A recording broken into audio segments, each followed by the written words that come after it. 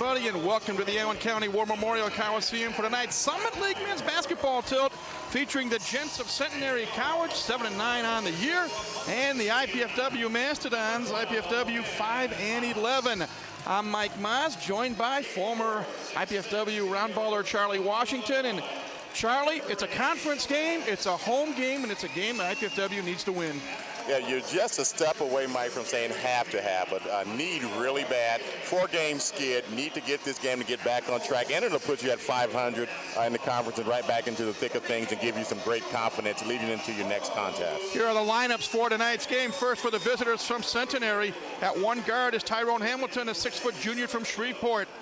At another guard will be Chase Adams, a 5'10 sophomore from Baltimore, Maryland. At a forward will be Anthony Gatlin, a 6'8 freshman from Pearland, Texas. Another forward, Justin Glenn, a 6'9 freshman from Tulsa, Oklahoma. And the up front still is Lance Hill, a 6'7 junior from Houston, Texas.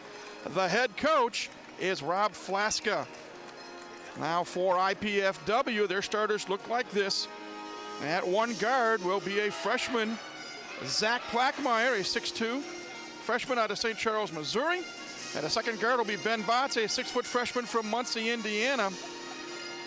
Third, the swing forward will be DeWitt Scott, a 6'6 senior from Chicago, Illinois. And up front, David Carson, 6'7 junior from Gary, Indiana. And Jerron Burrows, 6'8 senior from Nassau in the Bahamas. And the head coach in his third season at IPFW is Dane Fife. Our officials tonight, Quinn Crozier, Merlin Nice, and Brian Anslinger. Centenary, the maroon uniforms with black and white trim, white numbers front and back, the word Centenary in white on the front. Mastodons in the home white, blue trim, blue numbers front and back, letters IPFW in blue in white. It's Jerron Burrows and Justin Glenn in the circle. When the Mastodons get the opening tap, they'll have the first crack at it here at the Coliseum. Back end of a doubleheader. IPFW's women's team defeated Centenary's women 80-68 earlier. Centenary starts out in a man-to-man defense, Charlie. Trying to put some pressure, especially on this freshman backcourt of Plackmeyer and Botts.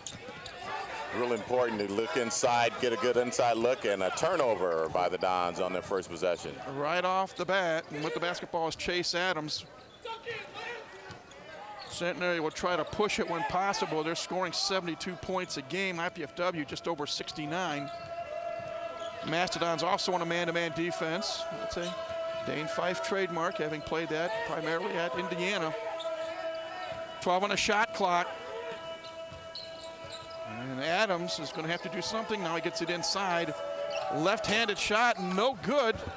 Loose ball picked up by DeWitt Scott. Hamilton had the shot, and back comes IPFW. Jerron Burrows wasn't looking for the pass. He was open.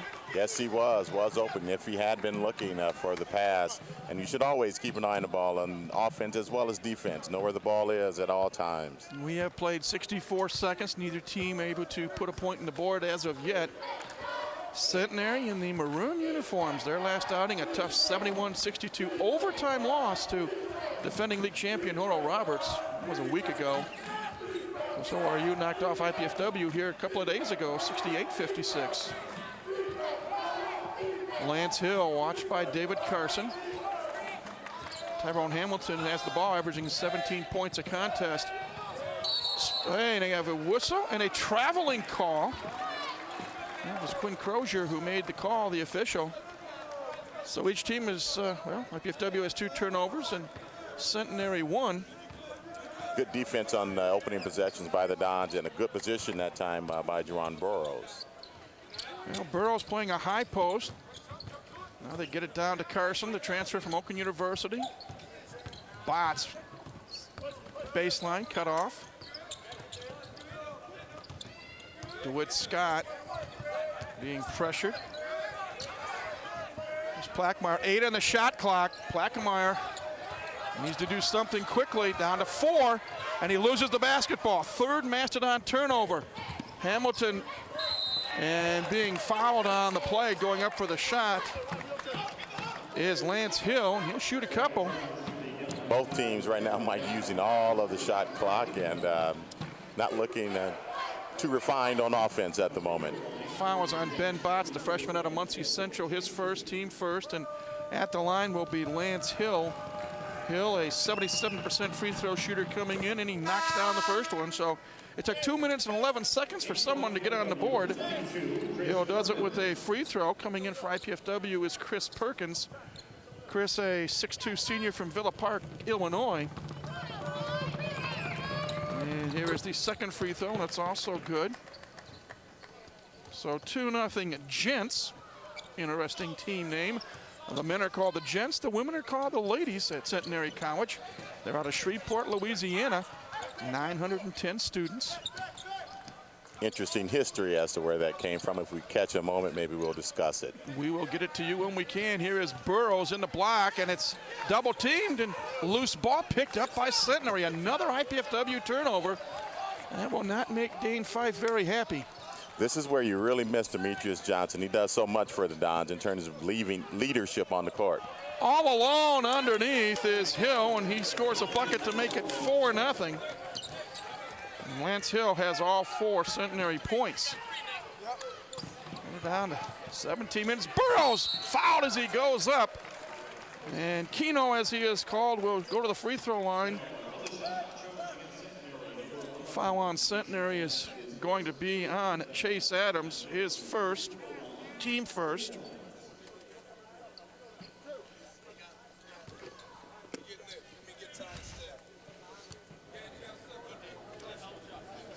Burrows' first free throw is in, out, and out. Now, for those of you that don't know, Demetrius Johnson, who is the senior point guard that transferred from Kent State and who has the only triple-double in Mastodon history, injured himself the practice the day before the team played at North Dakota State. That was a week ago Wednesday. Had a collision with Jakari Johnson, injured his knee, and he's hopefully going to be back, but it may be 2 to 3 weeks before he does get back to the court. Burrows makes the second free throw, so the Dons are on the board. It's 4-1 as we are under 17 minutes left here in the first half. And Mike, as stated earlier, he does so much for the Dons. So big hole out there in a lot of places without Mr. Johnson. Give and go, shot by Hamilton off the rim, no good. Burrows with the Borden. Well, he is clobbered, no call. Justin Glenn went over his back, and the official said play on. Ball nearly knocked away. Burrows retrieves it, gets it into the corner to Perkins. Perkins off the glass, no good. Ball knocked out of bounds. They say last touch by Carson. Questionable non-call, Charlie, and maybe I'm editorializing it, but. Well, it was. I'm talking as a referee right now. I think it was so high out on the court. As an offensive player, you maybe want to lose that ball or almost travel to make that referee make that call. Here is Hill, wants to drive on Burrows. Ball knocked away by Scott, but retrieved. Justin Glenn.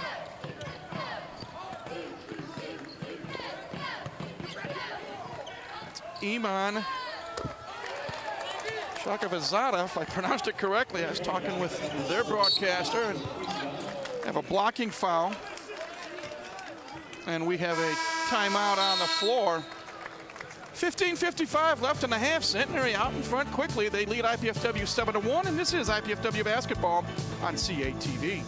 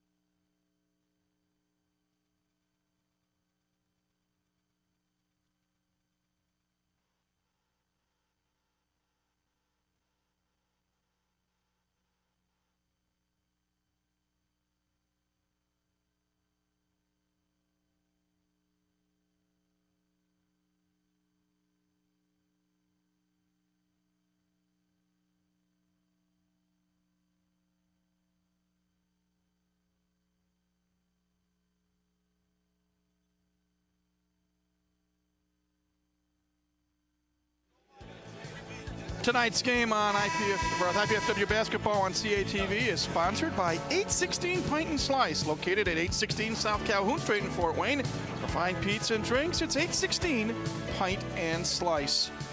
Charlie Washington, IPFW falling behind early. That's been a a bad habit as of late. They're down 7-1 as they have the basketball here. And I think it's important, Mike, to get something going to the basket. Carson misses a 3. Rebounding it is Lance Hill. Centenary 2 for 4 from the floor. One of those is a triple. So far, we've been settling for jump shots or turning the ball over. Hamilton, left-handed baseline jumper is good. Tyrone Hamilton, his first points, he's averaging 17 points a game. And Centenary out in front, 9-1, 15-20 left in the half. There's Jakari Johnson, number 2, the junior from Grand Rapids, Michigan, on the floor for the first time. Perkins being hounded. Johnson. And we have a whistle, a blocking foul going to be called on Centenary. Merlin Nice coming over. And a good move that time by Jakari. We have to put some defensive pressure on Centenary. The Gents, almost a really bad foul. Great foul for the Gents earlier. Jerron Burroughs going up for the dunk. Kind of a forgotten play. If he had dunked that basketball, the crowd would have gotten involved, and I think the Dons would have got a little bit more energized out there. That foul was on Gerald Bonham, his first. Scott for 3. No, off the back of the arc. Carson with the offensive board. In the trees, off the glass, no good. Loose ball picked off by Hamilton. Well, at least the Dons had 2 cracks at it that time. And a lot of contact that time, Mike, by on the play by Carson. And Nick Stallings on the floor for the first time is bumped by DeWitt Scott. Stallings, a 6'1 junior from New Orleans. 2 team fouls on the Mastodons. Centenary to inbound it underneath their own basket. Stallings looking for somebody, and he gets it to Glenn. Throws it away. Scott picks up the errant pass. Here comes IPFW up the floor. Perkins from 16, yes. The 14:35 mark, IPFW gets their first field goal of the night. And now they trail 9-3. IPFW on the season hitting 45% of their shots on the floor. Hamilton watched by Scott. Left-handed shot in the air off the rim, no good. DeWitt Scott with the board, back to Perkins. Chris wants to run. Pass off the fingertips of Jerron Burroughs. And that is turnover number 5, and we've played 5 minutes and 55 seconds. Yeah, so we have to get Keno going. Right now he seems just a little bit out of sync on a couple of passes. One pass not looking and kind of fumbled that pass. We need him in the basketball game to be a threat. Not only a threat, but to score. Whistle again. And it's a player control foul, and I think it's on Bonham again, which would be his second, team 4th. Let's see, Gatlin back on the floor. Lance Hill back on the floor for Centenary. Hamilton, Stallings, and Chase Adams. Perkins will hand the ball off to DeWitt Scott. To Jakari Johnson. Back to Scott, and he's wide open. Can he knock down a 3? No. Carson fights for the rebound, can't get it. And here comes Stallings over midcourt. Lob pass down low to Hill, and he's hammered underneath. Shot's no good, but Centenary will go to the foul line. David Carson picks up his first personal. Pretty good effort that time. I believe it was Perkins tried to take the charge, but the referee wasn't buying the flop. About the only thing Perkins could have done that time, and then we had a push from behind. Lance Hill, who made a couple of free throws earlier, back at the line, and he knocks down the first. He now has 5 points. He averages 11 points per contest. Second free throw, good as well.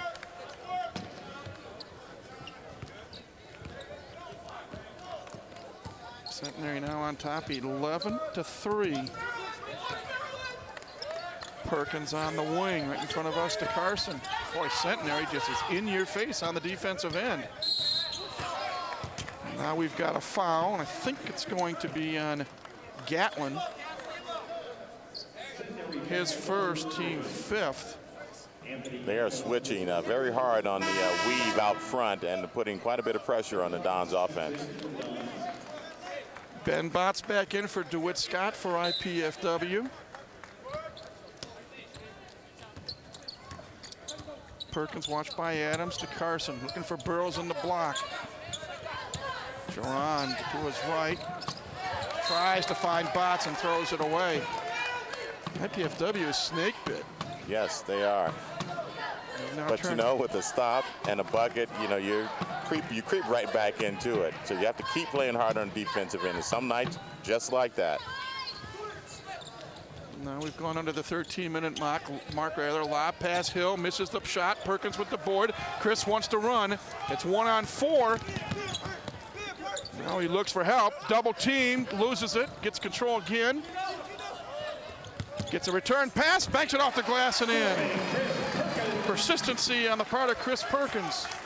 That's exactly right. He stayed with it. He was being harassed mercilessly in the corner there, but he stuck with it, lost it, got it back, and then got the return pass from Keno. They kick it out for Stallings. Hamilton for three. That's off the mark. Bots with the board. IPFW can be back up, trailing 11-5 here in the first half. Jakari Johnson on the wing. To Carson, and he throws it away. IPFW just not in sync on the passes thus far. Željko Egorich coming into the lineup for Dane Fife's Mastodons. Željko, a 6'9" senior from Split, Croatia. And David Carson will take a seat. And here comes Centenary up the floor. Chase Adams walks it over midcourt, picked up there by Bots. Hamilton, watched by Jakari Johnson. Bank shot by Justin Glenn off the glass and in. Glenn's first points. And a steal on the inbounds play. And a traveling call, fortunately for IPFW, called on Centenary, and that brings us to a timeout. 11:45 left in the half. Right now, it's Centenary on top of IPFW 13-5. This is IPFW basketball on CATV.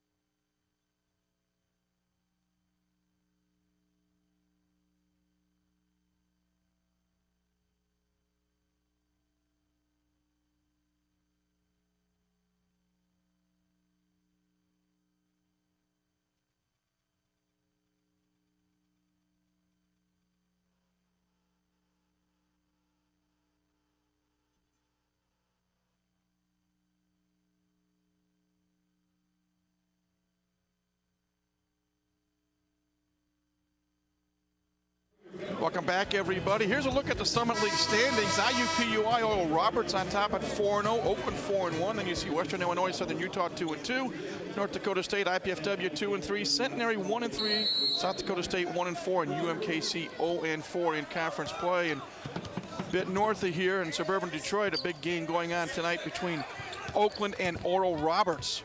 Perkins from just inside the foul line, in, out, and in again. Chris Perkins, 6 of the 7 IPFW points scored thus far. That was a nice play drawn up by Dane Fife out of the timeout. And he reused all of the rim, but we'll take it. Much needed 2 points. Brings IPFW to within 6 at 13-7. Hamilton, again, a left-handed shot. Friendly roll off the rim and in. And that's a 2. Tyrone Hamilton now with 4 points.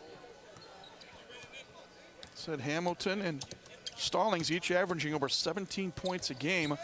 Bots open for threes, hit on the arm, and he'll go to the line for 3. Shot off the rim, no good. Brian Anslinger with the call. So the freshman from Muncie Central go to the line and shoot 3 free throws. That foul, by the way, was on Gatlin, I believe. And just a little bit of that old Reggie Miller kick out there. Ben Bots on the year, 74% at the foul line. He's averaging just under 12 points a game. And we were talking a little bit, Mike, about what missing Demetrius Johnson does. What it does, it changes everyone's role right now. That's one or two, three big things that the defense does not have to concentrate on. 10:58 left in the half, and now they get things squared at the line. So here is Botts, and his first free throw is good. Here you see Dane Fife. Here's free throw number 2. That's off the back of the rim, no good. One more coming. Nick Stallings comes back in, and Tyrone Hamilton will take a seat.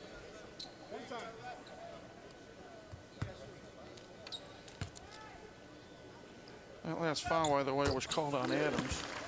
Second free throw out of the 3 made by Botts, so the Dons now trail 15-9, and taking the shot and missing it is Iman Shakafazada.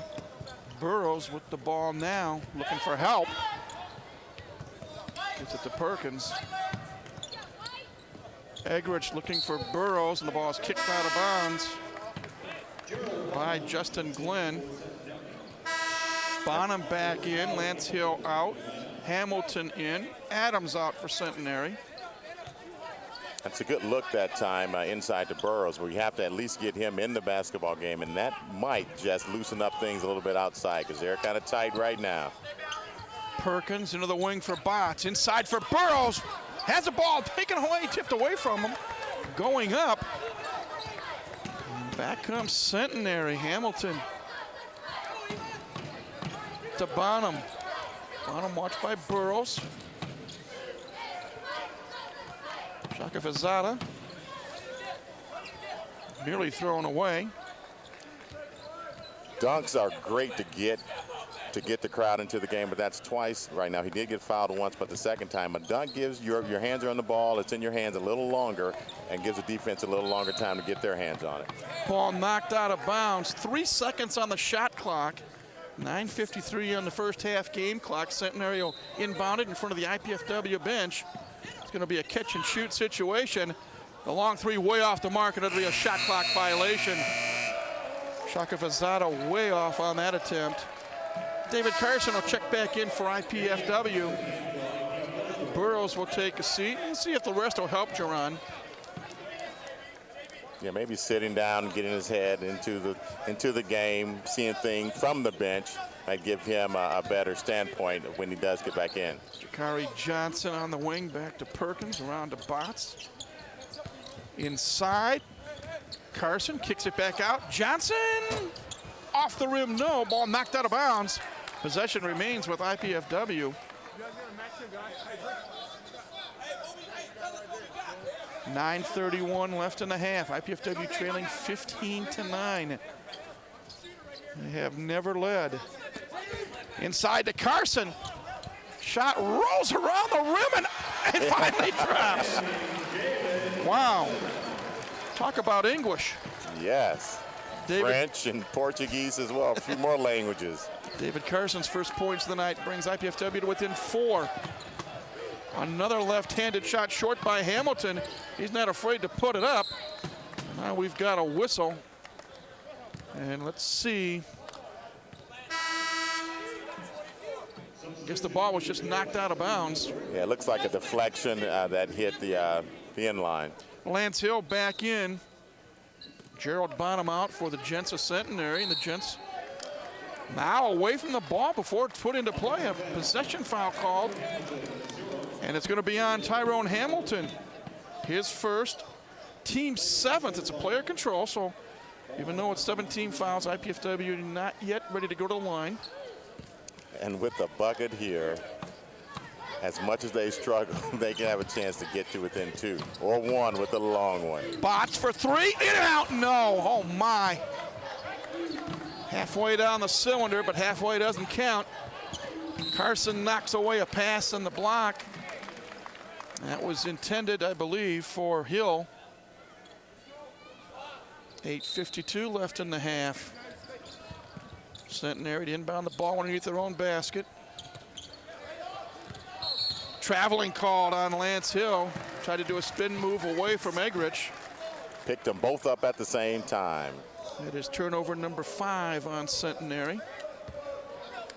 So here come the Dons, down by just 4. I know they were trailing 9-1 at one point.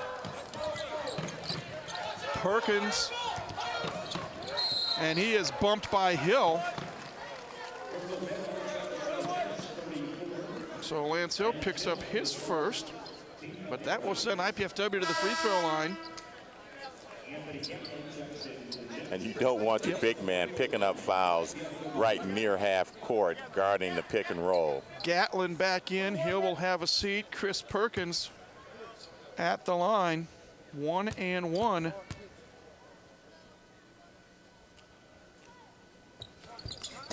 And the first one is good. Chris Perkins now is a perfect 7 of 7 on the season at the free throw line. Jakari Johnson will have a seat. Zach Plackmeyer back on the floor. One more free throw coming for Perkins. Already has 7 points. Only averaging 4.4 points a game. Make it 8. IPFW now creeps to within 2. Chris is giving us a huge lift off the bench. 8.5 minutes left in the half. Hamilton cut off. Ball knocked away by, well, they're going to get the ball to IPFW. I actually thought Eggerich touched it on the way out. His hand was up there, and then he snatched it back, apparently, in terms of what the referee saw. He snatched it back in time. Mastodons can tie it with the deuce, take the lead with the tray. 8:15 left in the half. And Plackmeyer throws it away. Pass intended for Botts. That's turnover number 8. That the pressure out front is giving the Dons all types of problems. We have to establish something inside to soften things up outside. Otherwise, it's going to be a long night. Chase Adams back in, and he has the basketball. Wants to work on Ben Botts. Little bump, no call. Shot, no call. Caught the bucket afterwards. Late whistle by Brian Anslinger. Shot is good. Foul is on Botts. And was that a deuce or a 3? It was close. 4th team foul. Well, Rob Flaska pleading his case for a tray, and he only gets the deuce. But Adams will go for the conventional 3-point play if he can knock down the free throw. And he does. And Burrows back in for Eggerich. 18-13 at the 8:03 mark here in the half. IPFW bringing the ball back up the floor, going from left to right on your TV screen. Plackmeyer for Carson. Back out. Give and go, a little 2-man game, and a little bump going to be called, and I think it's on Gatlin. And for Anthony Gatlin, that's his second, 9th team foul. When we come back, IPFW goes to the line. 7:47 left here in the first half at the Coliseum. It's the Gents of Centenary 18, the Mastodons of IPFW 13, IPFW basketball on CATV.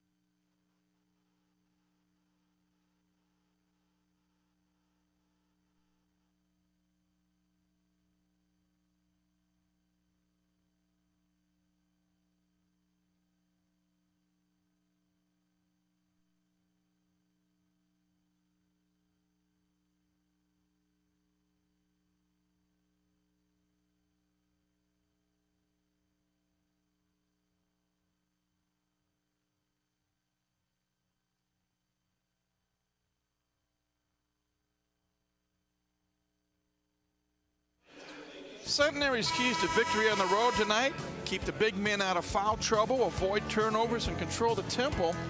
Well, thus far they've turned the ball over 6 times, but their big guys are still alive and eligible. And for IPFW, now Dane Fife says you have to play hard for 40 minutes. They want to control the tempo and they need to hit the board, something that they have had trouble with all season long. IPFW will be at the free throw line, and I think it'll be David Carson shooting 1 and 1. Carson was fouled just prior to the timeout, and his free throw is good. David Carson, since he became eligible, 71% accuracy at the foul line, averaging just over 10 points a contest. Knocks them both down there. Very active down low in the post. 2 big free throws. Brings IPFW to within 3 at 18-15. Hamilton back on the floor. Looks like IPFW has gone to the 1-3-1 zone. Something to change that tempo, which is a key for both teams. Good hustle by Perkins. Picks off the errant pass. Boy, Chris Perkins has really been a shot in the arm. Burrows kicks it out. Carson to Jakari for 3. Misses everything. Wee bit short on the 3-point attempt. I think he may have gotten confused by the 3 rings out there, and he was a little closer to the 22-9 than he was the 19-9. 7:07 now left in the half. Centenary with a 3-point lead in the basketball. Hamilton. Perkins went for the steal, came up short. 15 on the shot clock. Lob pass to Glenn, back to Hamilton. Oh, thought about the 3, and they work it around instead. Stallings misses, high in the air. Jakari Johnson with the board. Thought Hamilton was going to hoist it up another 3-point attempt. Baseline jumper, Jakari Johnson off the rim. No, Carson fights for the rebound, but it is pulled down instead by Justin Glenn. Good looking shot that time by Jakari, just didn't go down. Seemed to be in rhythm and had a nice flow to the shot, just didn't fall. IPFW leads in the rebounding battle at the moment 9-8. Adams watched by Perkins. Perhaps a little clear out coming up. Now into the corner to Stallings. 8 on the shot clock. Stallings watched by Plackmeyer. In the block. Bonham kicks it out. 3-pointer off the mark. Shot clock violation. Second time that's happened, Charlie, on Centenary tonight. The Dons are doing a very good job in their half-court defense. If they can just cut the turnovers down and getting some of these shots to fall down, I think we can pull this one out. Lance Hill back on the floor for Gerald Bonham for the Gents of Centenary. And here is Plackmeyer. Again, playing in place of the injured Demetrius Johnson at the point guard position. Jakari Johnson to Perkins. Perkins, little 2-man game perhaps with Carson. David, bodies in, shot off the glass, no. Ball knocked out of bounds, and they'll say last touch by Carson. Centenary basketball. DeWitt Scott in for Zach Plackmeyer for the Mastodons. And Iman Shakavazada coming back in. It's a name I'm going to have trouble with all night long, Charlie. So here come the Gents up the floor with 5.5 minutes to go, leading IPFW 18-15.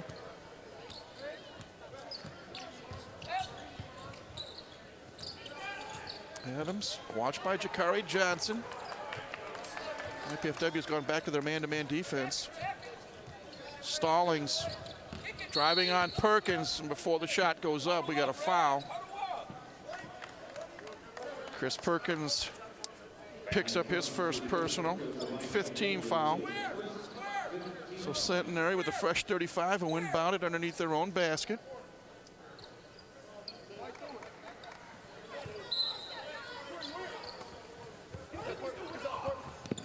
And Stallings now gets it inbounds. Oh, a little offensive foul going to be on Chase Adams, and that is personal foul number 3. Great position that time, help and position that time by Mr. Carson. Chase Adams has started 16 of the 17 games Centenary has played this year. He's averaging 34 minutes of contest on the floor, but I think he will sit out the last 5:09 of this first half with 3 personals. Chance for the Dons to close closer. They're down 18-15. Jakari Johnson has it knocked out of bounds by Hamilton. 5:01 left in the half. Jakari right in front of the Centenary Brain Trust. Throws it into Perkins. Gets it back. Now here's Carson, left block. David throws it out. Jakari knifes through, banks it up and in. The slashing Jakari Johnson has his first 2 points. That's exactly what he is. He's a slasher, an athletic slasher. IPFW down by now is just a single point, 18-17. Shaka Fasada. Back to Hamilton. Hamilton's a southpaw.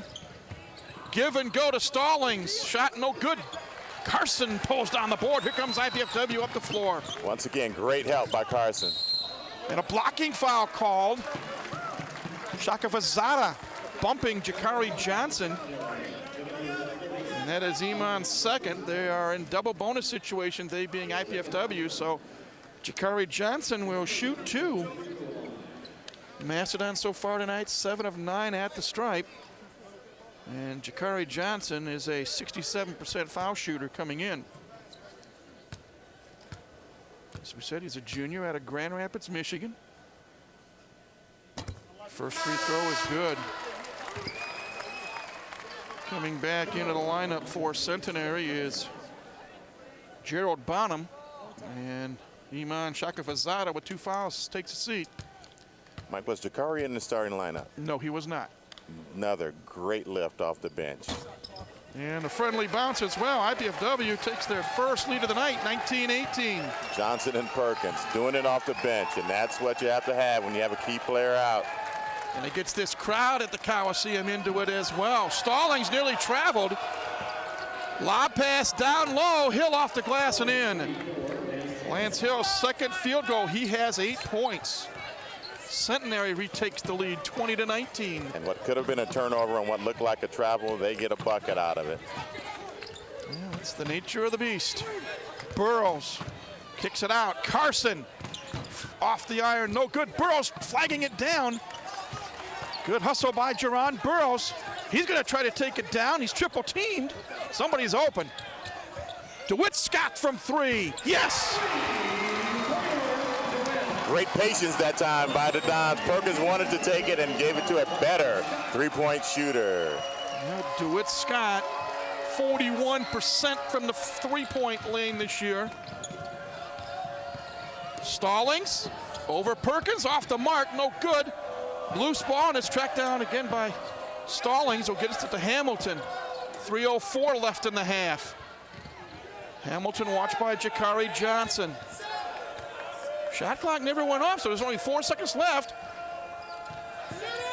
And a shot forced up by Hill, and he draws the foul, which draws the ire of Dane Fife. Bail out. And I think Jerron Burrows is going to be charged with the personal. He can't believe it. It is his first, team 6th. And when we come back, Lance Hill will go to the line to shoot 2. 2:52 left in the first half. Our score, IPFW 22, Centenary 20. This is IPFW basketball on CATV.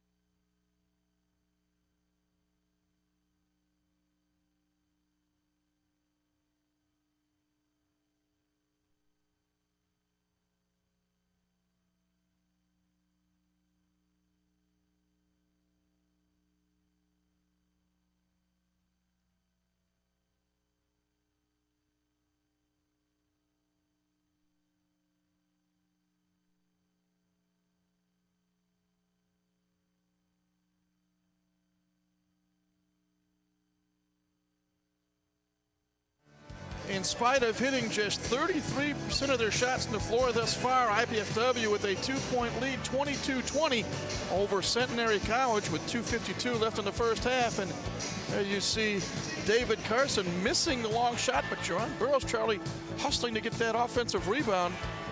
And this will open things up. See, Keno is double teamed. And the extra pass right there. And DeWitt Scott will take it home. Lance Hill was fouled by Burrows as the shot clock was running down, and Hill makes the first of 2 free throws. And that's the second time Hill, first of all, looked as if he may have traveled when he took off for the drive, and then on the block could have been a shot clock violation. Second free throw, no good. First miss of the night by Hill after 5 attempts, 5 makes at the line. IPFW still with a 1-point lead, 22-21. And now we've got a foul away from the ball. I think it's going to be on Centenary. Tyrone Hamilton picks up his second. Again, it's double bonus situation, so it looks like David Carson will go to the line for 2. Mastodons so far tonight at the free throw line, 9 of 11. And this is a good tempo for the Downs. Run some offense, and they're in the double bonus. First one is good. David Carson from your old neck of the woods, Charlie, Gary, Indiana.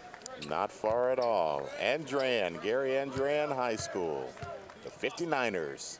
Second free throw, good as well. Carson 4 for 4 from the stripe, and he now has 6 points overall. Dons up by 3, 24-21 as we near the 2.5-minute mark. Tyrone Hamilton, the southpaw, wants to move on Jakari Johnson. Gets a return pass. He likes to shoot.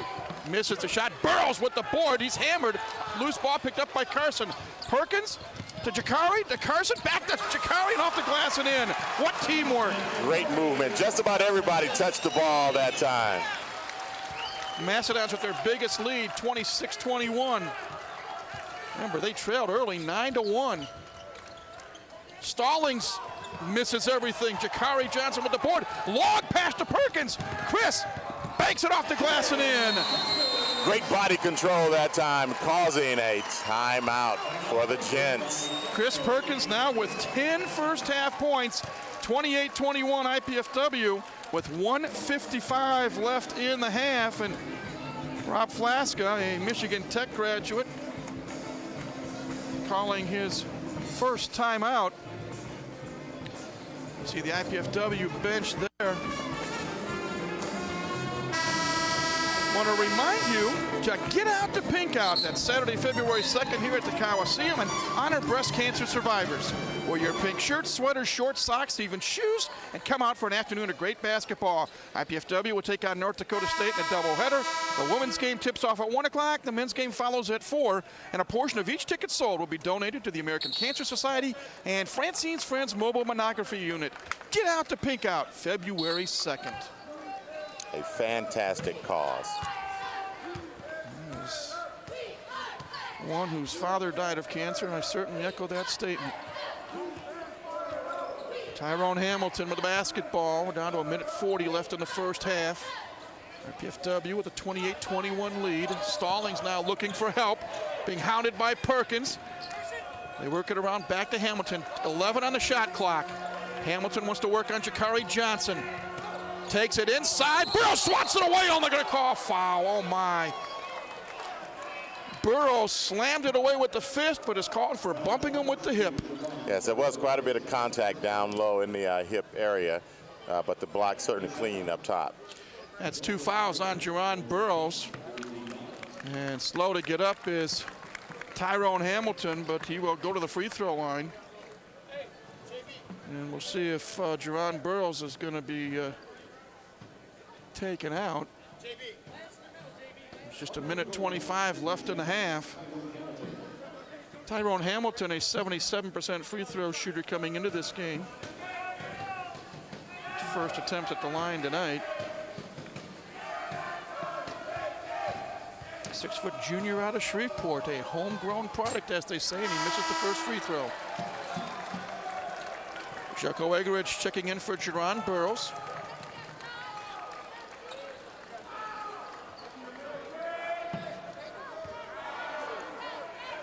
One more free throw coming for the left-handed Tyrone Hamilton. And it's good. So Hamilton now with 5 points. 28-22. The lead has been cut to 6. A minute 18 left here in the first half. Jakari Johnson inside for Carson, and it's taken away by Lance Hill. It looked like Jakari had a better look at a shot that time as opposed to the pass in traffic. Sometimes the extra pass helps, sometimes the extra pass hurts. 1 minute left in the half. Bonham back on the floor. Here's Hamilton with 15 on the shot clock. Dishes it off, three-point shot on the way and good by Anthony Gatlin. Gatlin's first points of the night. Centenary closed to within 3, 28-25. Perkins with 34 seconds left to Scott for 3, yes! DeWitt Scott's second three-point field goal. And if you're a Centenary fan, you can't allow him to set his feet and square those shoulders.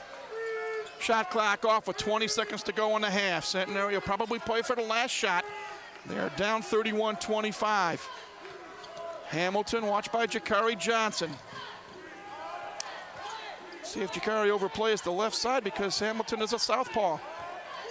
4 seconds, 3 seconds, 2 seconds. Stallings lets it fly off the mark. And Rob Flasker right in front of us is somewhat bewildered. Not the best shot selection he feels for his ball club. We have finished 20 minutes of play here at the Coliseum in our nightcap.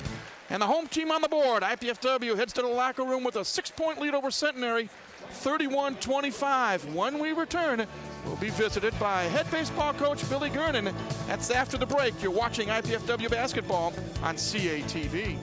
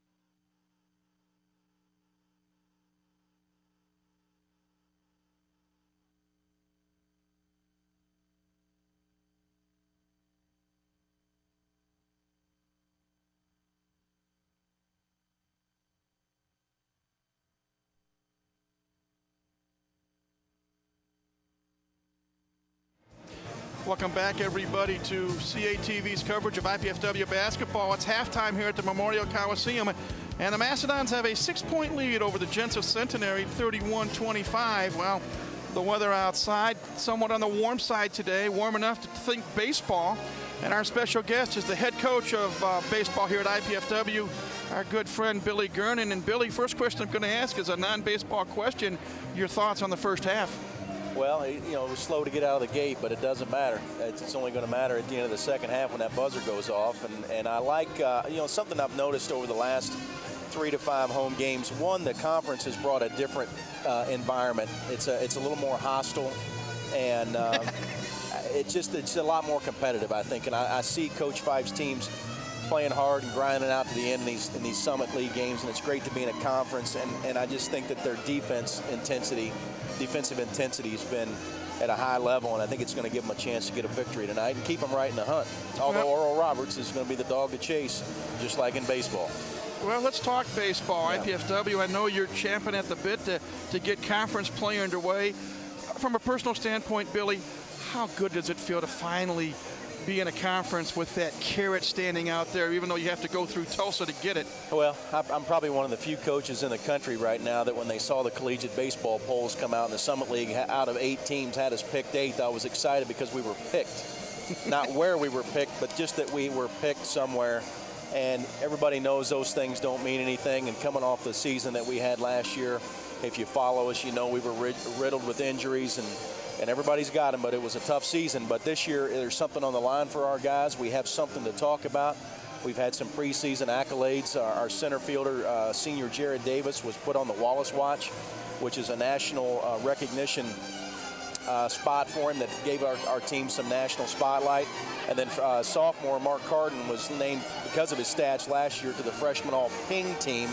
Honorable mention, and he was with some elite company. So a couple of our players are in there, not to mention the fact that our guys got a 3.25 GPA this past semester, which was tops out of all male athletic programs in the department. So, and close to being the top GPA in the department. That's probably what I'm most proud of. Well, you've always been concerned about the academic side. I briefly also want to talk about some other changes that have been made to Mastodon Field, because some generous donors have stepped up and helped you in the program, and it's going to be a totally different look over there this year. It has, and I'll be honest with you, I couldn't rip off all the people that have helped because right now, because I'm afraid I might leave one out, because so many people have helped out, and that's what we've needed. But we did put in a 600-foot long, 8-foot high fence and backed everything out, and now the park's a little more strategically marketed towards the way we play, and that's with some good defense and some timely pitching. We're not going to be a power team, so the park's going to hold the ball a little bit better for us. And this year, out of 7 weekend conferences, Mike, we've got 4 at home. And so we have 5 home weekend conferences with 28 home games on the slate, where we've never had more than 14 or 15 home games. And over the last 4 or 5 years, we've only averaged 1 home series. So I think that's the biggest thing and the biggest change that we've noticed. We're going to have the comfort of playing at home and being able to talk about winning a conference championship. And that's our next goal. And that's a great goal to shoot for. Briefly, Billy, practice is already underway. I know classes start this coming Monday, second semester. When does the team actually start playing? Well, we open up at Georgia State, and the guy that played for me and coached with me, Blaine McFerrin's the pitching coach down there in Atlanta, and we'll open up there for 4, go to IMG Academy for 10, and then we play Michigan and Indiana, and then we get Long Island Blackbirds coming here and for the weekend before conference, and then conference gets underway at Southern Utah in early April, and we are excited. And I hate to do this, but I got to tell my kids, Jacob and Abby, hello. They're sick, couldn't be here tonight, so I want to say hello to them, Mike. Well, Billy, I always appreciate any time I get to chat with you and with our viewers to talk about the IPFW baseball program. Best of luck this coming season. Knock on wood. Hopefully the health will improve for your ball club, and we can't wait to start seeing and hearing the results on the road to a Summit League championship. Yeah, I'm excited for the entire institution with this league play. It's great. Thanks for having me on, Mike. Thank you, Billy. Appreciate That's Billy Gernon, the head baseball coach here at IPFW. Again, it is halftime at the Coliseum. IPFW halfway home to a conference win over Centenary. They lead the Gents 31-25. When we return, highlights and the numbers from the first half. That's after the break. This is IPFW Basketball on CATV.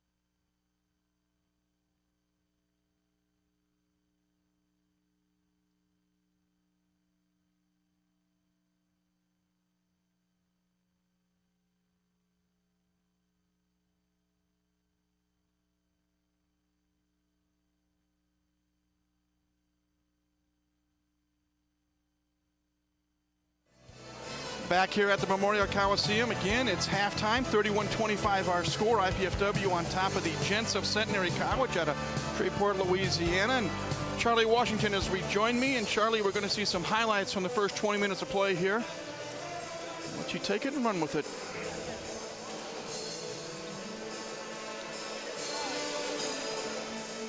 Gentleman whose name I have a hard time pronouncing tonight, Iman Shakafazada with the shot there. I think he got more comfortable as time went along. Perkins, nice shot there. He's the unsung hero for IPFW thus far. Give and go with Jerron Burrows, and Perk out of the Chicago area knocks it down. Strong move to the basket there by Justin Glenn. Again, IPFW trailed early, 9-1. That was a shot by David Carson that seemed to spin around the rim forever. Chase Adams with the jumper. Slicing to the basket, Jakari Johnson. It was nice that the poise IPFW had, trailing early and able to come back and take the lead. And here's a play we saw just for the second time. Burrows running down the David Carson miss. And before you know it, ball's going to find its way into the hands of DeWitt Scott. And the senior from Chicago knocked it home. With the man in his face. Burrows pulling down the rebound there, fighting for it. Give and go. And Jakari Johnson off the glass. Nick Stallings missed the long three-pointer. Long outlet pass to Perkins. Great body control that time by Perkins. And there's Anthony Gatlin knocking down a three. And the final highlight of the half, another three-point shot by DeWitt Scott. Here are your numbers. IPFW, 9 of 21 from the floor, 2 of 9 three-point range, 11 of 13 at the line, 8 assists, 14 boards, and 3 steals. Centenary, 8 of 23 from the floor, 2 of 9 from the three-point range, 7 of 9 from the line, 4 assists, 11 boards, 4 steals. And those are the team numbers. We'll talk about the individual numbers when we come back, but we're going to get ready for some second half action. Again, Perkins leading scorer with 10 points. Carson and Scott 6 apiece. Hill with 9, Hamilton 5, and Gatlin with 3. When we come back, the second 20 minutes of action here at the Coliseum. IPFW leading Centenary 31-25, and we're back in a moment right here on CATV.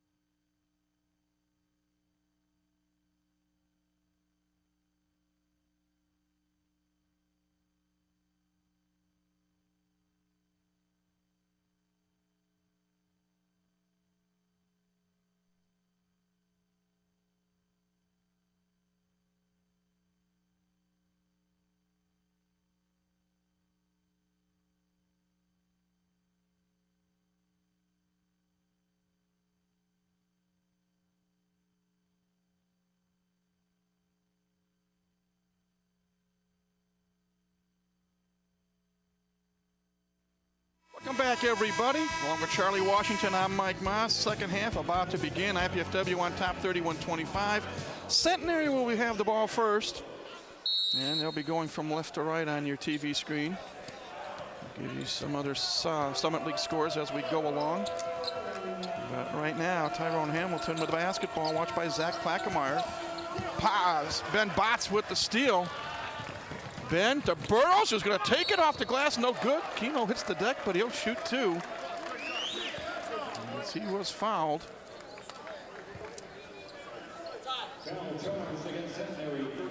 And the foul is on Lance Hill, his second, first of the team half. So Jerron Burrows at the line.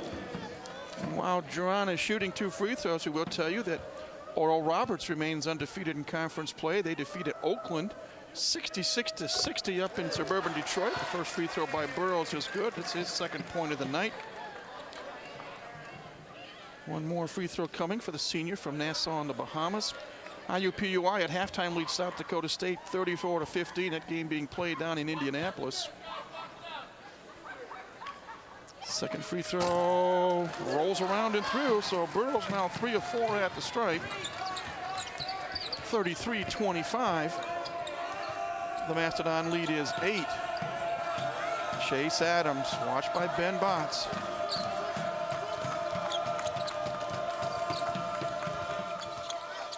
Hangs out of the ball for the longest time, now gets it to Glenn.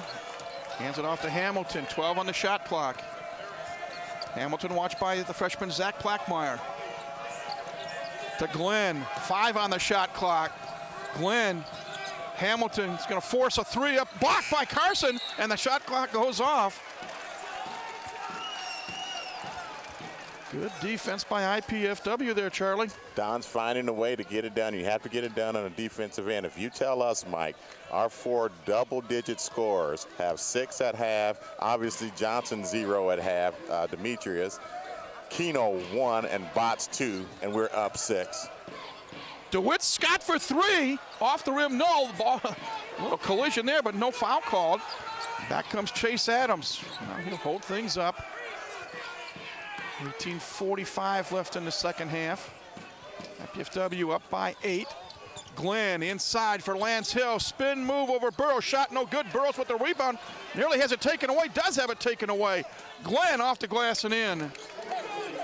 Justin Glenn now with 4 points. Good hustle basket that time by the Gents. Can tell you 2 other games scheduled tonight in the Summit League. Just tipping off Southern Utah at UMKC, and then North Dakota State will be at Western Illinois. So that's your Summit League scoreboard update.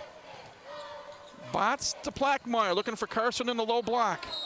And an errant pass results in IPFW's 12th turnover of the night.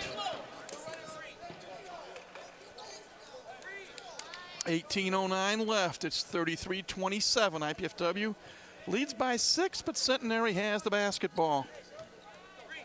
Adams will be picked up at midcourt by Ben Botts. There's Nick Stallings in for the first time here in the second half. Stallings averaging over 17 points a game. Scoreless in the first half. Adams will launch a 3. Good. Chase Adams now has 6 points. A deuce, a tray, and a free throw. And Centenary posted within 3. They're into what looks to be 1-3-1 type of a zone pressure. IPFW went to that in the first half, and it seemed to pay some dividends. Yes, it did.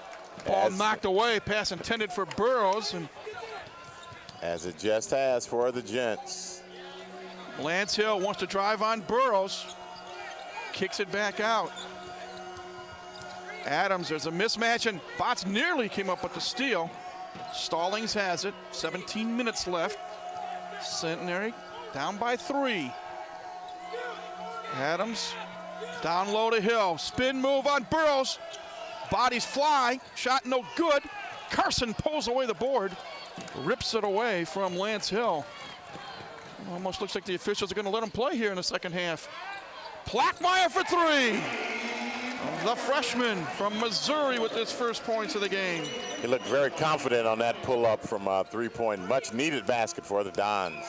Lead back up to a half a dozen, 36-30.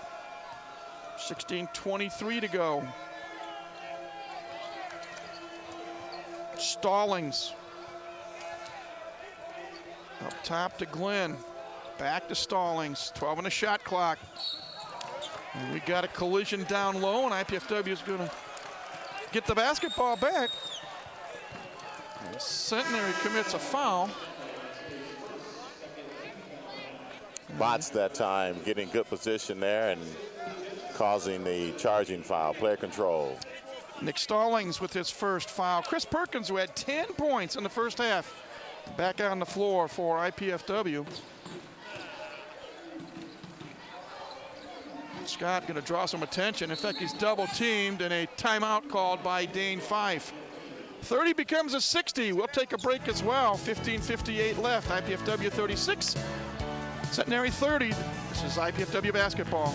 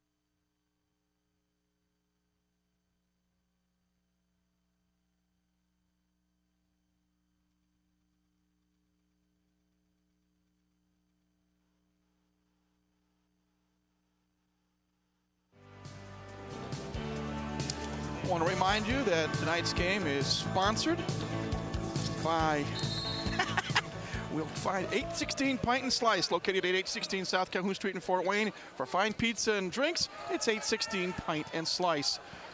Off the glass, Chris Perkins with his first points of the second half. He now has a dozen. Lead back up to 8, 38-30.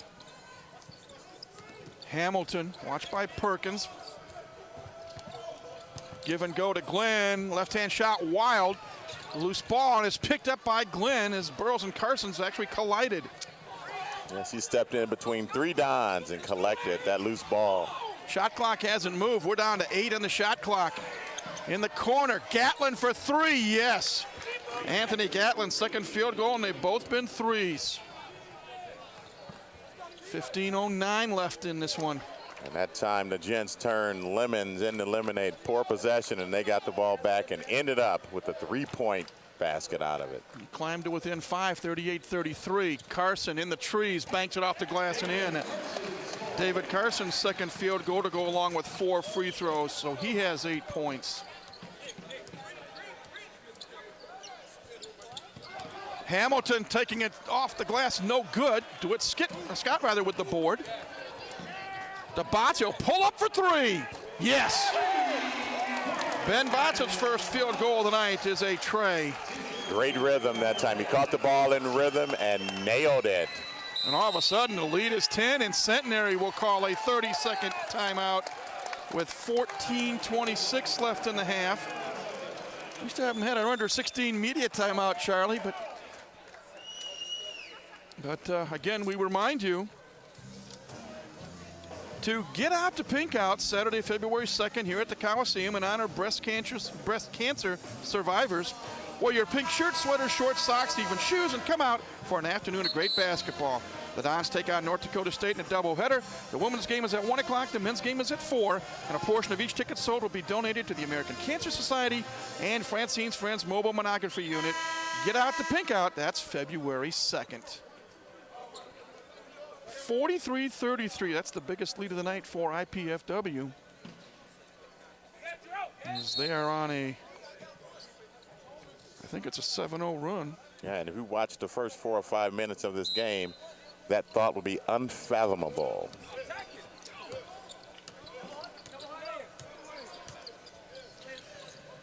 Hamilton, inside it goes, and off the glass and in is Lance Hill.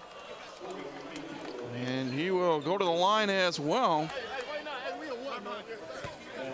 And that'll come after this timeout. And let's see who the Dons foul was called on. It's on DeWitt Scott, and it's his second, team first. So now we've got our under 16 timeout, 14-14 left.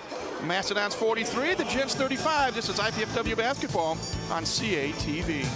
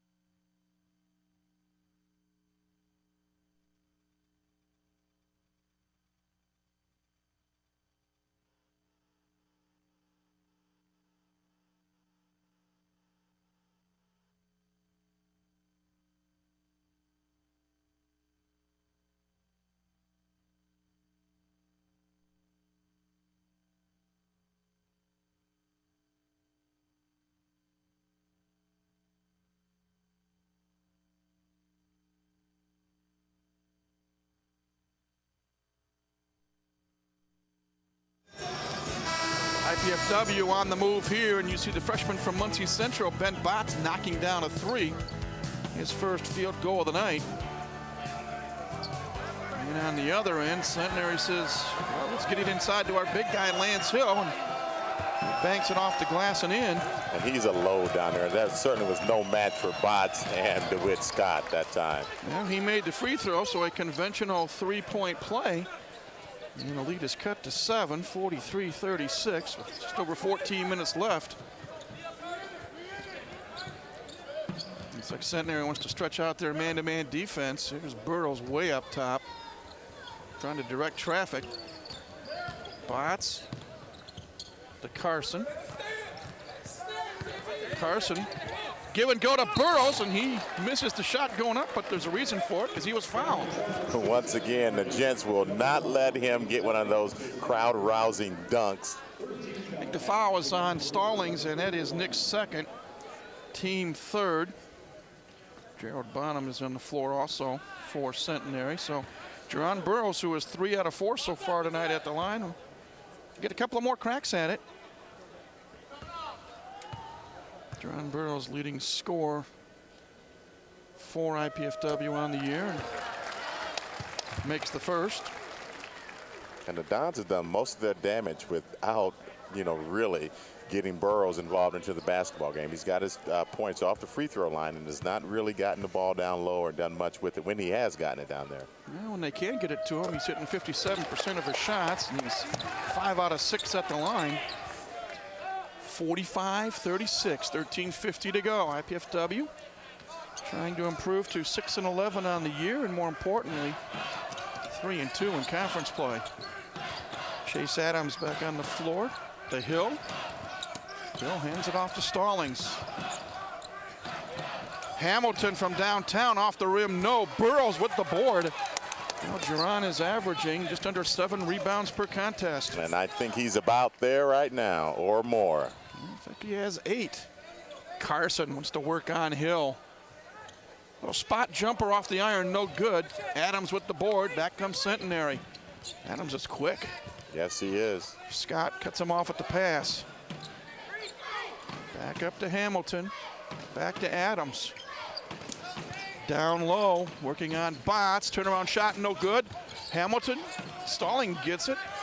Hill for 3. Yes, the big man. Lance Hill, his 4th field goal, but his first tray. Makes it 45-39. Centenary hanging around. They're down by just 6.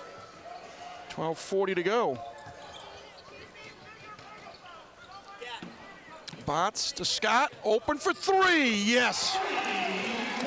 That was good as soon as it left his hands. He caught that ball in rhythm, and the rotation was just perfect, and he nailed it. 3rd three-point field goal of the night for the senior from Chicago.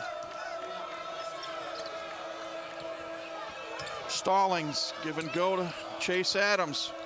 Skip pass to Hamilton. He'll launch a three. That's no good. Bots hits the deck. And we got a foul. I think it's on IPFW, and if it's Burrows, it's his third.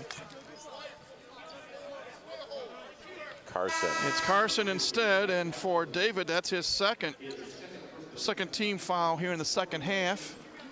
Bots has a seat. Jakari Johnson comes on the floor for Dane Fife squad. Centenary will inbound the basketball underneath their own basket. 12:08 left, 48-39 our score. IPFW on top. Ball knocked out of bounds, pass intended for Gerald Bonham.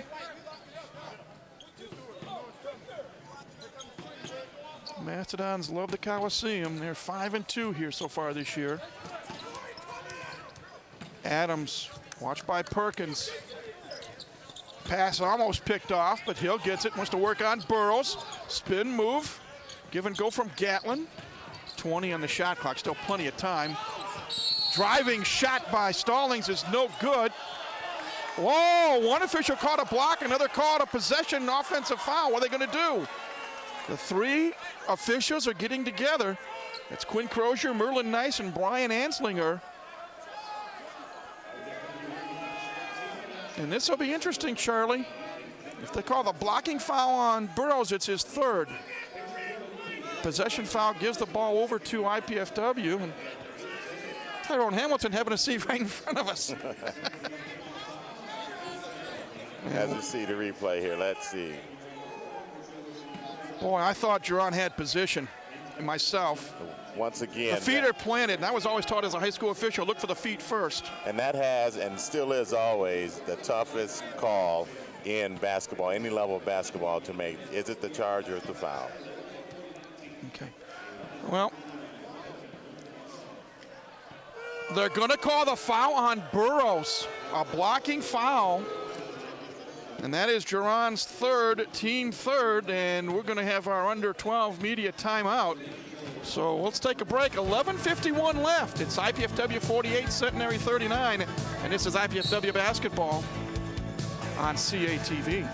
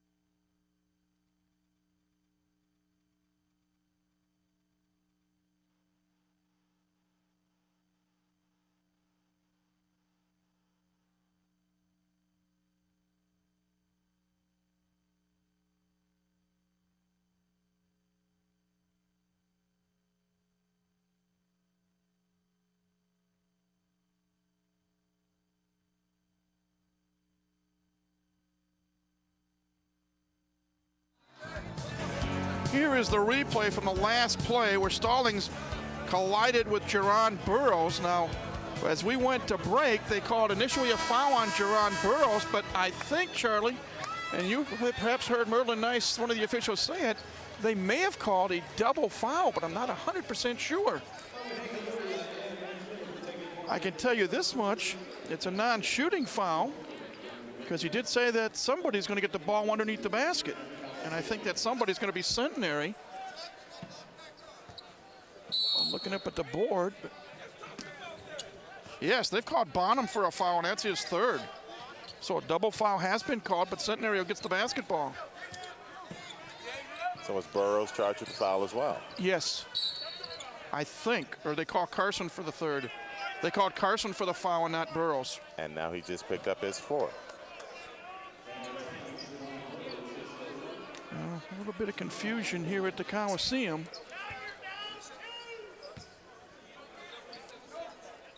And now they're talking about the shot clock being reset. Now Centenary is going to have the basketball. And they're showing Burrows with a third foul now. Adams misses the jumper. Egerich gets the rebound. Jelko on the floor. And IPFW nearly turns it over. It's a scrum. And it'll be a jump ball, and IPFW should get the possession.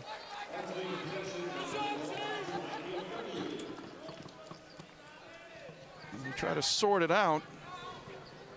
11:32 left. Coming to the scorers table for the first time tonight is Armin Dedemi, a 6'9" senior from Pristina, Kosovo. And Mike, I'm still not sure if Jerron Burroughs has 3 fouls or 4. Well, if you look up at the scoreboard here, it's showing him with 3. But if that confusing play was a double foul, and if he got 1, that would be 4 that he just received.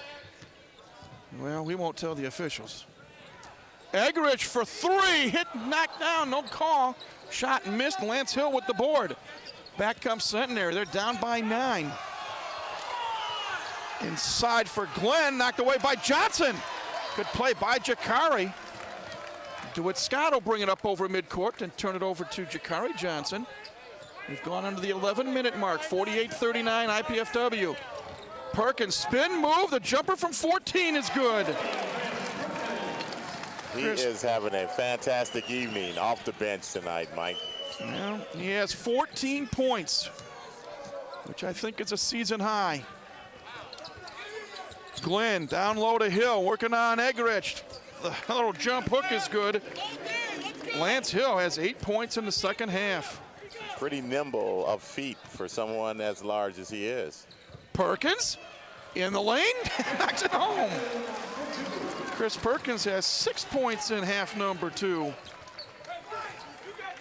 52-41 as we nearly reach the 10-minute mark here in the second half. Hope you're enjoying this on CATV. Chase Adams watched by Perkins. He wants a clear out. And now we've got a whistle away from the ball. And it's a player control foul on Anthony Gatlin, his 3rd, team 5th. Tyrone Hamilton back on the floor for the Gents. Gatlin takes a seat. 10:01 left here at the Coliseum. IPFW on top of Centenary, 52-41. Trying to complete the daily double, if you say, because the IPFW women's team defeated the Centenary ladies in the first game of our doubleheader, 80-68. Jakari Johnson misses a 3-pointer, and the ball is knocked out of bounds, they said, by Justin Glenn. And Big Z thought it was all fuss, so he was headed the other way. IPFW for the game hitting 50% of their shots, 16-32. Here's Perkins to Carson. Scott will launch a 3. Off the rim, no. Hamilton with the board to Adams, and here comes Centenary. Adams, baseline drive off the glass and in. Chase Adams, his 3rd field goal of the night. 52-43, 9:25 left. Scott just a deuce this time. DeWitt now in double figures with 11. Centenary quickly back. And Stallings has his pocket picked by Jakari Johnson. Here's Perkins, watched by Chase Adams. Give and go, Jakari to Carson, outside. Scott for 3, no. Great ball movement, though. Jakari Johnson called for being over the back. And that is his 1st foul of the night, 5th team foul. 8:55 left. It's 54-43, IPFW with the lead. We'll take that shot just about any time. A wide open DeWitt Scott teeing it up from the 3-point line. Just didn't fall. Hamilton watched by Scott. Baseline drive off the glass and in. Hamilton now with 7 points, averaging 17 points per game. Strong upper body, drives left and goes to the basket hard. 8.5 minutes left. Carson in the low block. Little 2-man game with Scott. David, strong move to the basket. Carson muscled his way inside for that 2 points. It didn't look pretty, but we will take the deuce. And he's in double figures with 10 points. 56-45. We're getting closer to the 8-minute mark. There's Justin Glenn, hands it off to Hamilton. Hamilton wants to work on DeWitt Scott. Cut off to Stallings. Stallings will try his luck, and we got a whistle underneath. And let's see who they call that on. Jakari Johnson, I believe, picks up the foul, his second, and we have timeout on the floor. 7:54 left here at the Coliseum. It's the Mastodons 56, the Gents 45. You're watching IPFW basketball on CATV.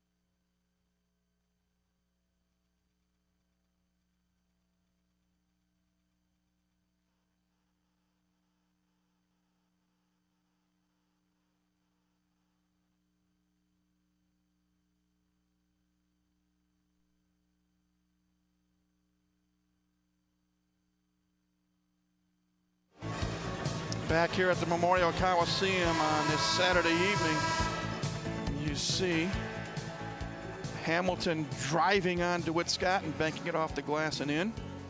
Not to be outdone, here's David Carson working on Justin Glenn. 2 of David's 10 points scored thus far tonight. 7:54 left, the Mastodons with an 11-point lead, Centenary with the basketball. Hamilton watched by Chris Perkins. And they work it back out. Adams, down low to Hill, half hook, no good. Perkins with the rebound. What a night for Chris Perkins. Yes.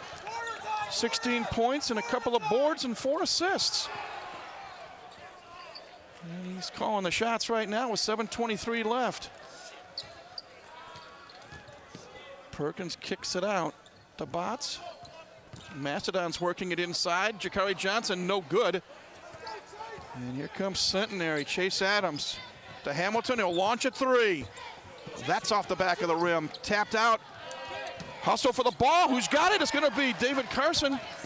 And now they'll run the offense. Well, that's an offense. A 3-pointer by Ben Botts. The 52% shooter from three-point land. Botts' second try. He has 8. And this is the biggest IPFW lead of the night, I believe, 59-45. As we are down to the 6:40 mark.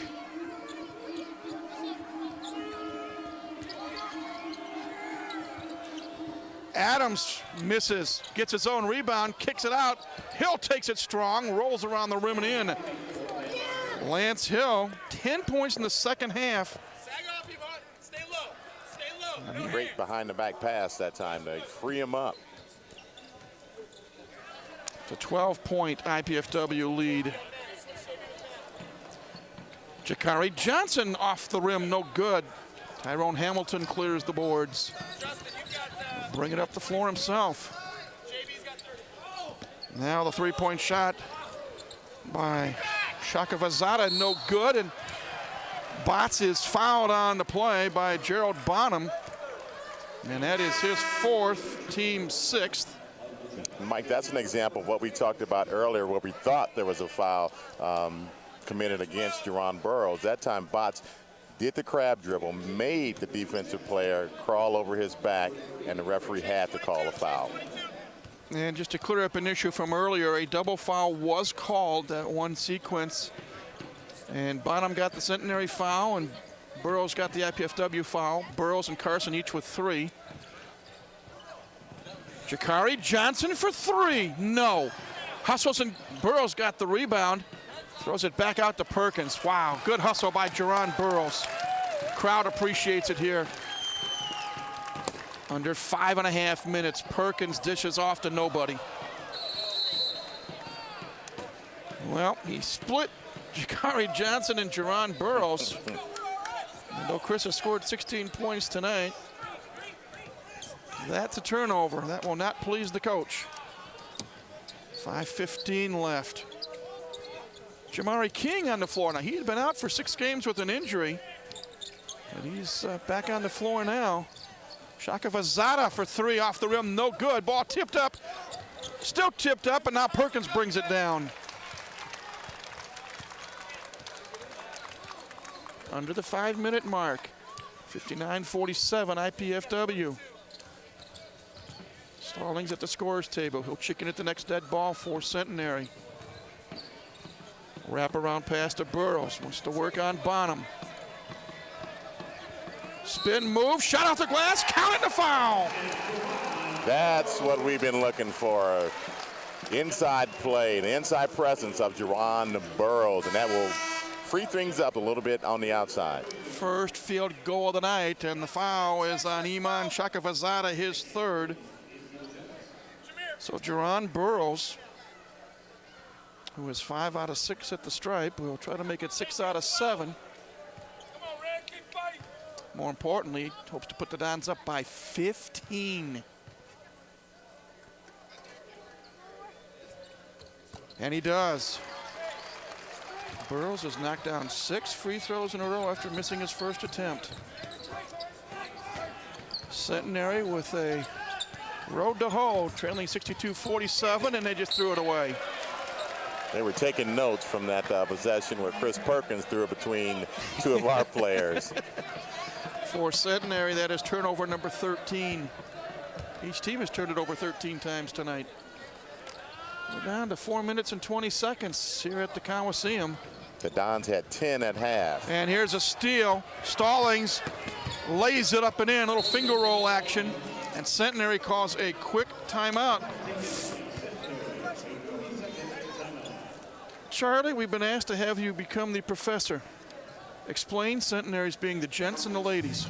Well, it came, Mike, from some years ago, actually 1921, and the Centenary president, the school president at the time, seems that the football team had been in a fight the previous game, and Sexton, the college that they were playing, I suppose, sat the team down before the next game. Sexton was the president's name, excuse me, and told the players from now on, instead of fighting, you will act like gentlemen.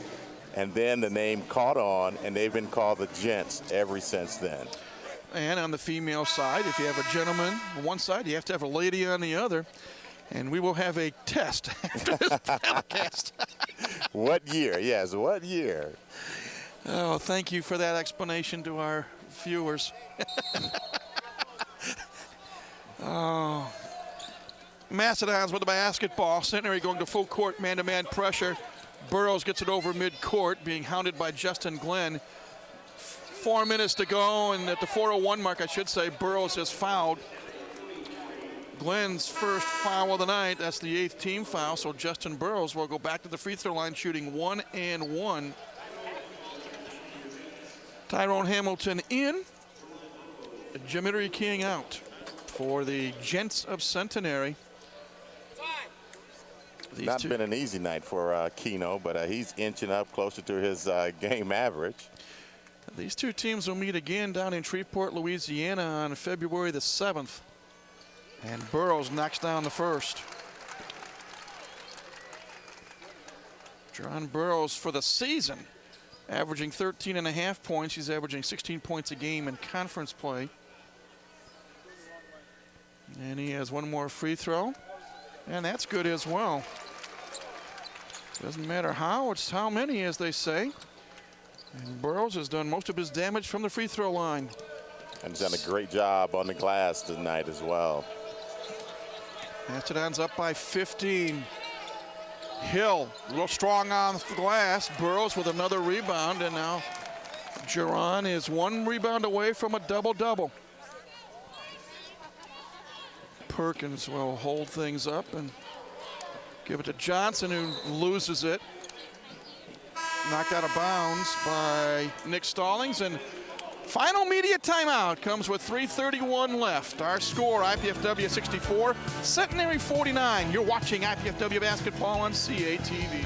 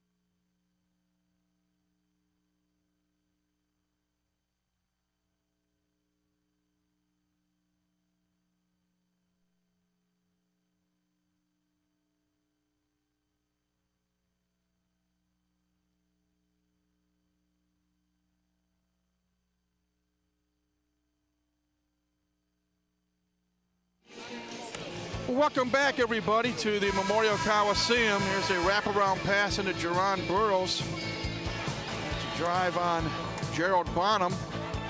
Little spin move and bank shot off the glass and in. So we mentioned Jerron needs one more rebound.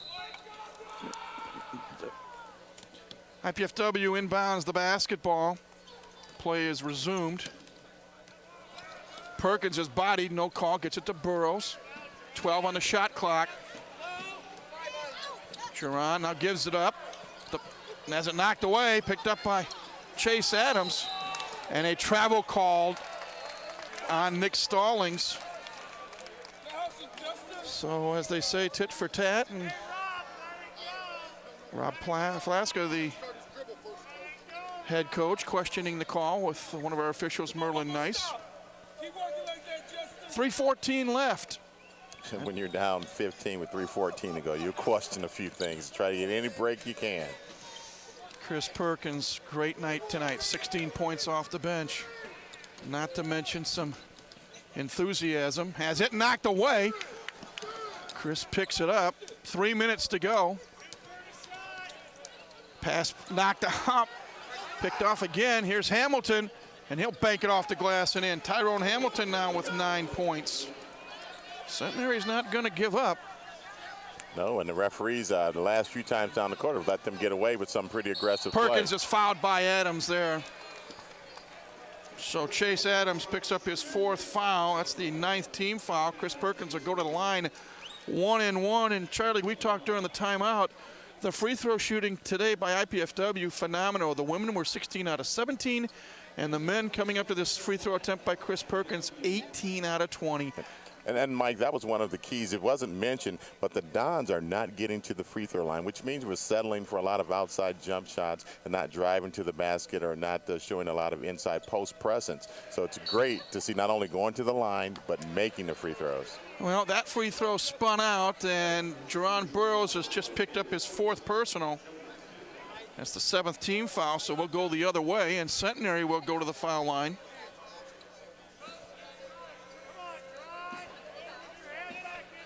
(18 out of 21, 86% at the line tonight for the IPFW men's team.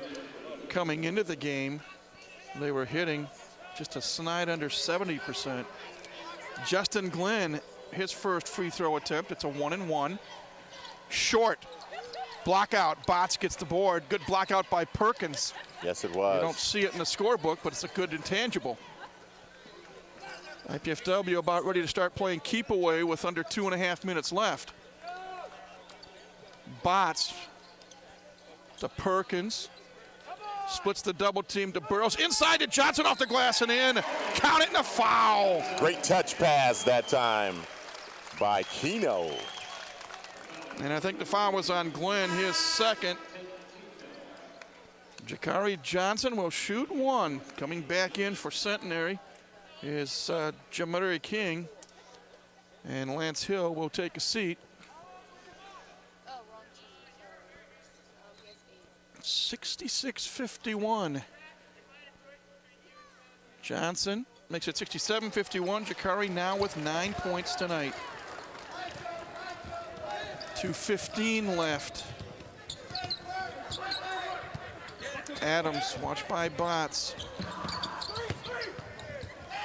Hamilton off the screen for 3, no. Burrows now has his double-double.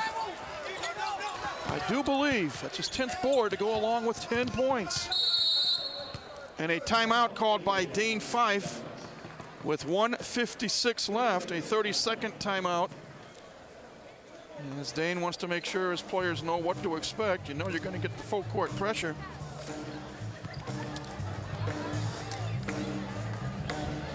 I want to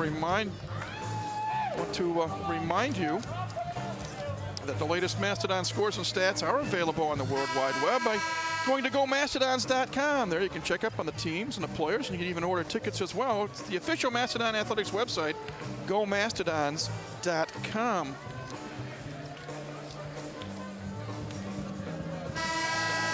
Also want to remind you of a couple of upcoming events this coming Friday night. The IPFW Mastodons play their home opener against top-ranked Brigham Young University. First time the Cougars have come to Fort Wayne. First serve scheduled for 7 o'clock, and I think I'll be joined by Associate Head Coach for Women's Volleyball, Steve Florio, on that telecast. Burrows gets the inbounds pass. He's double-teamed, uses the dribble, gives it up, gets it to Johnson. 1:47 to go. Perkins, watched by Stallings. To Jakari Johnson. 7 on the shot clock. Jakari to Botts. The pull-up jumper. Good! Ben Botts in double figures with 10 points. Way to use the shot clock, Charlie. Perfect possession that time, Mike. Using the clock and then nailing the jumper. Adams goes to the basket and is fouled, and he'll shoot a couple. And let's see who they call the foul on. Ben Botts has picked up his third. Team 8th. Dane Fife shouting out some instructions. Again, a big volleyball match. The Mastodons lost last night, a tough one in Columbus to Ohio State. Lost it in 5, 15-6 in the 5th. NCAA finalist last year, Mastodons. Congratulations, late congratulations to Coach Ball and his troops. Arnie now in his 28th year here at IPFW. Chase Adams misses the first of 2 free throws. He has one more coming. 1:23 left. That one is good. 69-52. Jakari Johnson dribbling the basketball. Double teamed and is fouled, and I think it's by Adams. And if it is, Chase is done for the evening. 71 seconds left. Tyrone Hamilton will come in. I'm not sure where the argument was with Adams that time. Didn't see too many better tackles a little earlier today in some of those football games. Gotta be honest, I've been here with basketball. I have no clue how the NFL playoffs are. I saw a smidget of one of the games.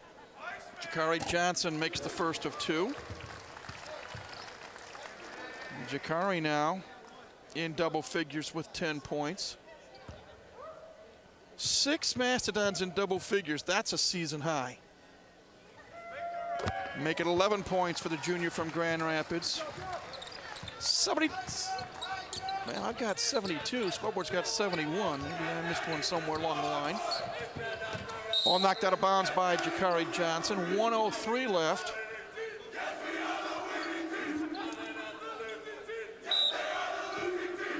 Nick Stallings will inbound it to King.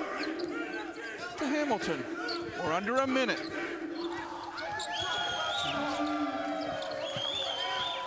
Hamilton will launch a long 3. In and out, no good. David Carson with the rebound. And you may have heard Rob Flaska saying no fouls. Let them run down the shot clock and let's head back to Shreveport.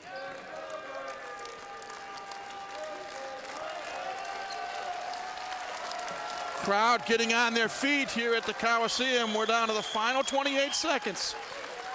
12 on the shot clock. And Fife, well, says let's go. Flip it out. Botts will launch a 3. The icing on the cake? No. Burrows with the offensive board. Now they'll run it out. Now they'll run it out. We're under 10 seconds. And IPFW will go to 6-2 at home. As we are now done. And I'm going to double check. And my final score, according to the scoreboard, 71-52 Mastodons. And we'll come back and chat with assistant coach Dan Beret after the break. This is IPFW basketball on CATV.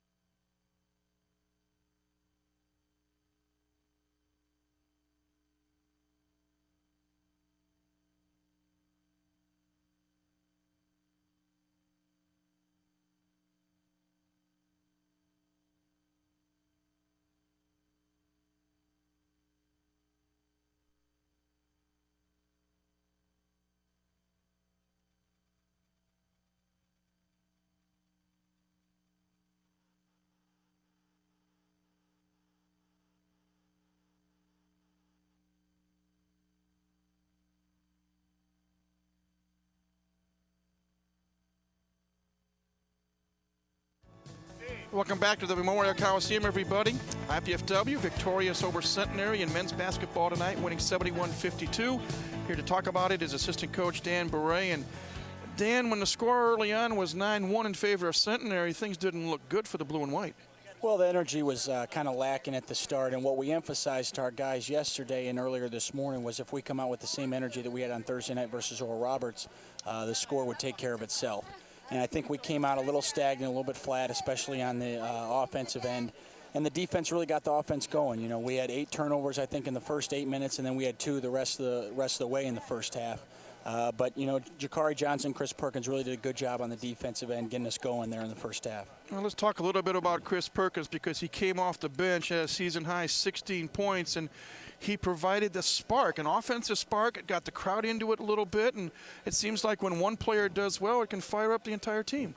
There's no question. That's the role that Chris has had to accept. And now that Demetrius has gone down, Chris is playing a little bit more of his point guard role, which he played for us last year. So it's a role that he's used to. And coming off the bench, he's expected to provide that energy. You know, it starts on the defensive end, but Chris has some offensive skills too. You mentioned when we were just talking here, he had 27 last year against Texas Pan American, and you know he got a lot of things in that game going to the basket just like he did tonight. When you look at the score sheet and we see 6 players in double figures, I think Chris Perkins and Zach Plackemeier did well filling in for Demetrius Johnson at the point. There's no question. And like we mentioned on Thursday, you know, we definitely miss Michi, but right now Michi's not with us. So we got to continue on without him, and that's Zach Plackemeier and Chris Perkins. And so far they've done a pretty good job in his absence, and we just got to keep pressing forward with those 2. 6-2 at home now. I know that has to feel good for you and the staff. It is, but we need to learn how to play on the road, Mike. We're winless on the road. We'll get a chance here in a couple weeks versus Western Illinois and IUPUI, but first we got to take care of business versus Oakland next Saturday night. Well, knowing that you're in the coaching profession, I know that you've enjoyed this win for about a minute and a half, but now let's look ahead to Oakland. Greg Campy's crew lost a tough one at home to ORU today, 66-60. They're still 4-2 in the conference, and IPFW is now 3-2 in the conference. Yeah, 3-3, I should say. 3-3, that's right. And we'll have a chance to even our record with Oakland with a win, and we'd take the tiebreaker in that situation. So there's no reason we shouldn't get up for that game. Oakland's a tough team. They beat Oregon earlier this year, like you mentioned. They went out and swept the Dakotas, so this is a team that we need to take seriously. They played Oral Roberts very similar to the way that we did, so it should be a good matchup next Saturday night. Appreciate you stopping by. Go back in the locker room, enjoy the win with the team, and we'll talk to you next week. Okay, thanks, Mike. That's assistant coach Dan Beret. IPFW again victorious tonight, 71-52 over Centenary. We'll take another break, give you some highlights, final numbers, and wrap it up from the Coliseum in a moment. This is IPFW basketball on CATV.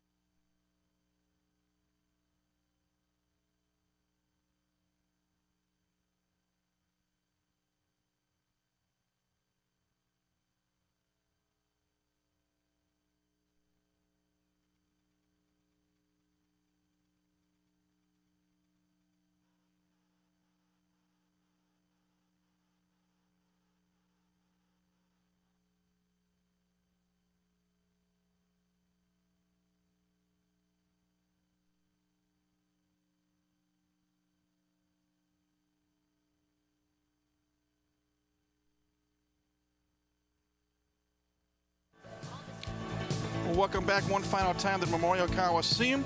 IPFW defeats Centenary tonight in the men's game, 71-52.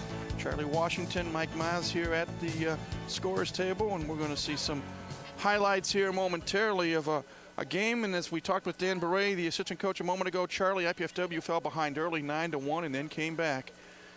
As we see Jerron Burrows, little spin move to the basket.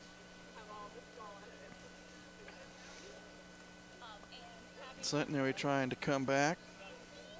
Long three-point shot, and that was by Chase Adams. Mastodons playing without their starting point guard, Demetrius Johnson, and there's Zach Plackmeyer with his, I think his only field goal of the night, but it was a tray. And here's your star of the game, Chris Perkins, banking it off the glass and in. Gatlin, one of 2 3-point field goals that Anthony made on the night. David Carson taking it strong and knocking it down. Centenary never gave up. There's a left-handed three by Tyrone Hamilton. That's no good. And here's the hustle. Carson picks it up, and next thing you know, Ben Botts, the talented freshman from Muncie, knocks it down. Here are your numbers. IPFW, 50% from the floor tonight, 22 of 44, 6 of 20 from three-point range for 30%, 21 of 24 at the line, 14 assists, 31 boards, and 4 steals. Centenary, 19 of 53 from the floor for 36%, 5 of 21 behind the arc, 9 of 13 at the stripe, 9 assists, 24 rebounds, and 9 steals. Your individual leaders tonight, well, IPFW, 6 players in double figures. Chris Perkins, a season-high 16. You see DeWitt Scott and Jakari Johnson with 11. And Lance Hill had 19 points. Hamilton and Chase Adams, 9 apiece. That's it, Charlie. We'll see you hopefully next week with Oakland. Again, our great night for IPFW. The women win 80-68. The men win 71-52, both over Centenary College. That's it. We'll see you again on CATV on the 2nd when North Dakota State comes to town for a women's game. For Charlie Washington, I'm Mike Maz. Enjoy your Saturday night, and thanks for watching IPFW basketball from the Coliseum on CATV.